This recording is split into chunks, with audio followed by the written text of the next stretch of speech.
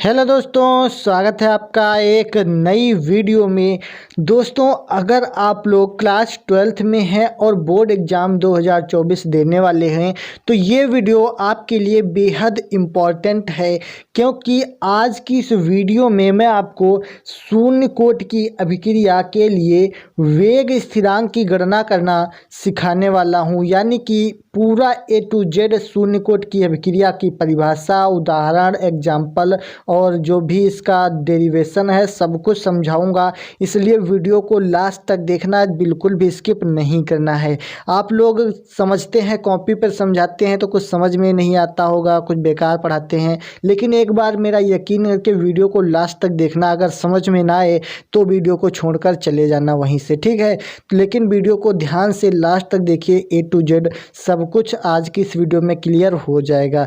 तो चलिए शुरुआत करते हैं, लेकिन उससे पहले अगर वीडियो को लाइक नहीं किया तो लाइक कर दीजिए और चैनल पर नहीं तो सब्सक्राइब कर लीजिए और प्यारा सा कमेंट कर दीजिएगा, ठीक है। तो चलिए स्टार्ट करते हैं। तो यहाँ पर आपका क्वेश्चन किस प्रकार से पूछा जाता है वो भी हमने लिख दिया है। क्वेश्चन पिछली बार पूछा गया था कि शून्य कोट की अभिक्रिया के लिए वेग स्थिरांक की गणना कीजिए। आप लोगों को सीधे नहीं मिलेगा शून्य कोट की अभिक्रिया लिखिए, सबसे पहले पूछा जाएगा शून्य कोट की अभिक्रिया के लिए वेग स्थिरांक की गणना कीजिए तथा इसकी परिभाषा व उदाहरण भी दीजिए। इस प्रकार से क्वेश्चन पूछा जाता है।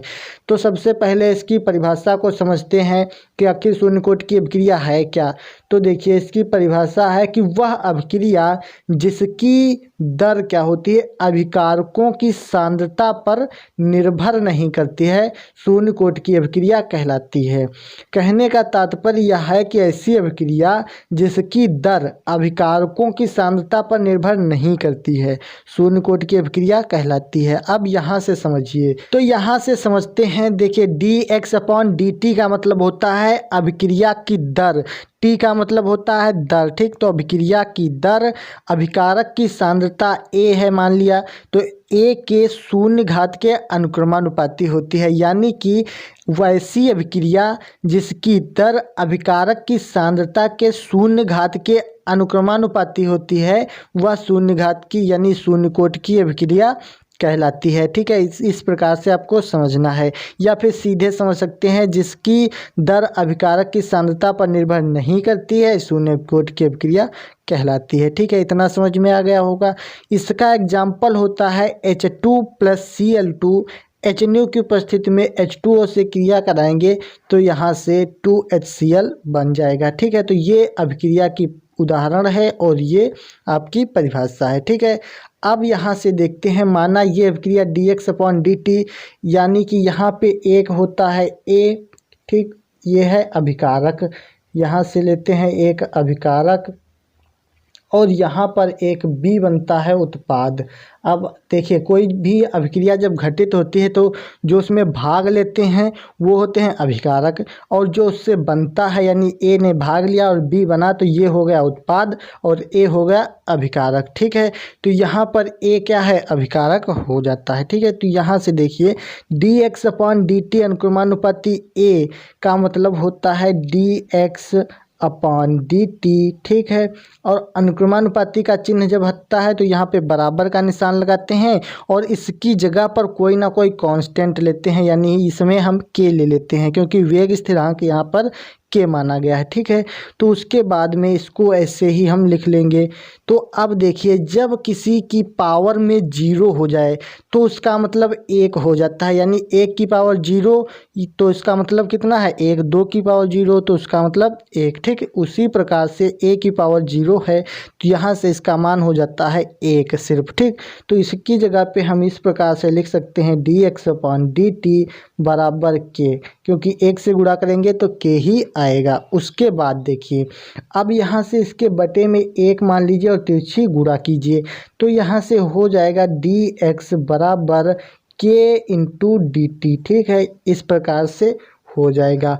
तो अब देखिए, जब यहाँ से हो जाएगा इतना k यानी कि k.dt आ जाएगा तो इसका हम समाकलन करेंगे, ठीक है। तो समाकलन करने पर इतना हम लिखेंगे, समाकलन करने पर समाकलन करने पर। तो समाकलन कैसे किया जाता है देखिए, तो यहाँ से समाकलन का चिन्ह लगाते हैं और dx बराबर लिखेंगे, k कांस्टेंट है इसलिए k को बाहर निकालेंगे और यहाँ से dt का हम समाकलन करेंगे।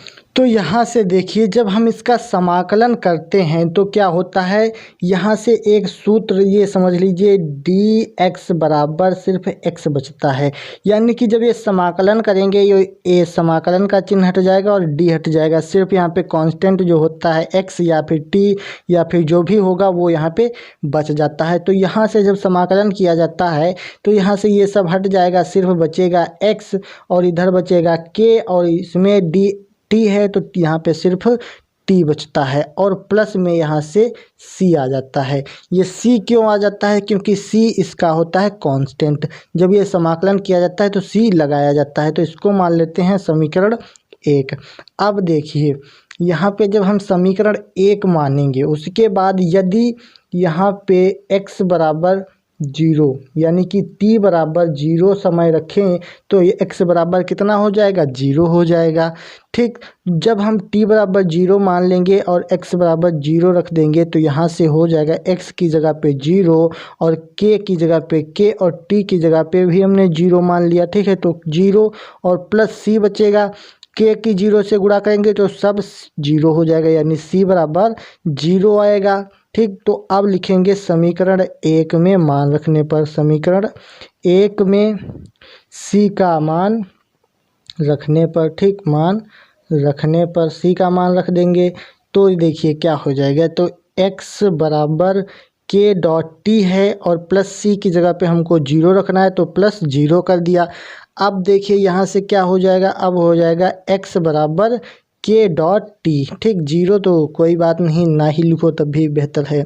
तो अब क्या होगा, हमको क्योंकि k का मान निकालना है तो k को इधर रोकेंगे और t गुणे में है तो इधर कहाँ आ जाएगा, बटे में आ जाएगा, तो x अपॉन t हो जाएगा। तो ये हमको वेग स्थिरांक निकल कर आ गया k बराबर x अपॉन t। तो ये है शून्य कोट की अभिक्रिया के वेग स्थिरांक, अभिक्रिया का वेग स्थिरांक k है। ठीक, तो k बराबर x अपॉन t आ जाएगा। ठीक है, तो उम्मीद करते हैं वीडियो आपको अच्छी लगी होगी। अगर कहीं भी डाउट रह गया है तो कमेंट कर दीजिए, मैं उसका सॉल्यूशन भी आपको बता दूंगा। ठीक है, और वीडियो अच्छी लगी है तो लाइक करिए, चैनल पर नए हो तो सब्सक्राइब कर लीजिए। चलिए मिलते हैं एक नेक्स्ट वीडियो में, तब तक के लिए जय हिंद, वंदे मातरम।